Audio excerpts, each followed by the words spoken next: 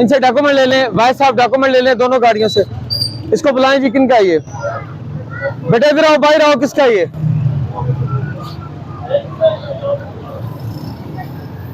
आ जाए इधर, मेरे पास आओ बेटा, इधर आओ।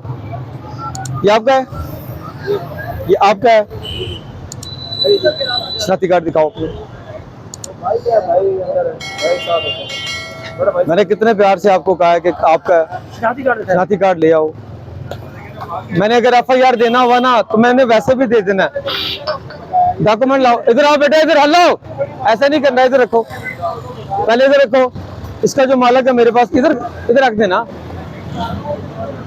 अगर देखो मैं पर्चे के मूड में नहीं आया हूँ, अगर आप ये सारा कुछ भी ले जाओ। अस्सलाम वालेकुम। ये बच्चा है ना, उसको नहीं पता। अगर DSP ट्रैफिक को मैंने अगर FIR देना हो, यकीन कर रहे हैं, मैं अल्लाह माफ करता हूँ, अल्लाह की जात बड़ी है।